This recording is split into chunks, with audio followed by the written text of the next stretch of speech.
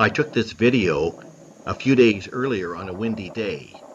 You can see the side-mounted dipole moving in the wind, one of the reasons why we had to do this tower project.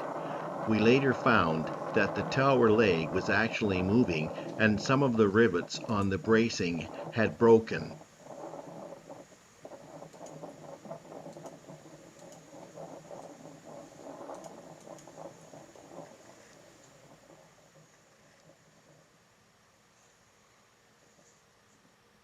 Thursday, September the 22nd.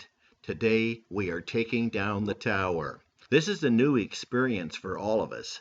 Since we cannot find anyone to climb the tower, we are using a local contractor who will take the tower down in one piece and put it back after we finish our work.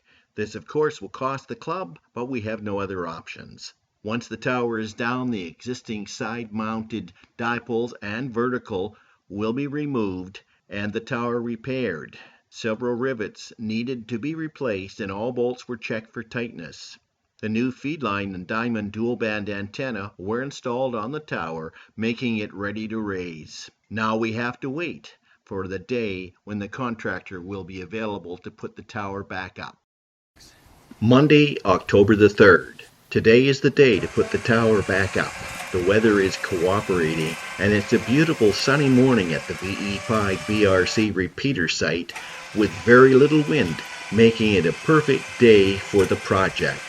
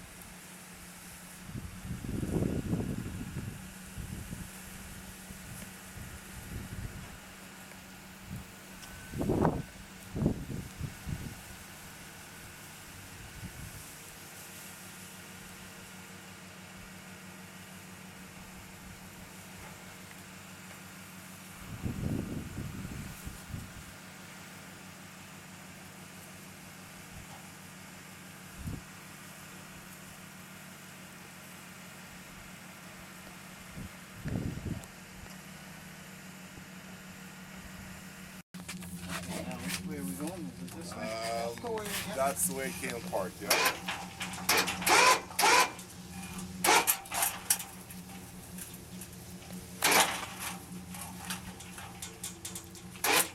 She's going in, she's going in. But, yeah, that one, whichever we can get one in first. Okay, where's our lining pins? This one's almost lined, or this one's gonna come down some way, I think. Oh yeah, this thing's right on the base, this guy, if I remember right. Yeah.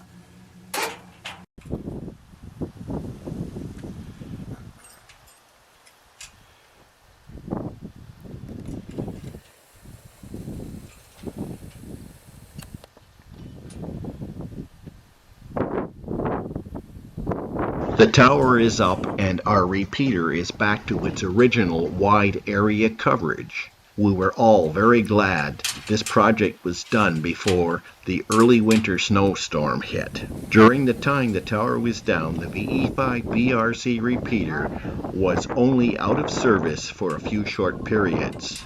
It operated on a temporary vertical antenna at 20 feet. Coverage was reduced, but still very good due to the height of our repeater site.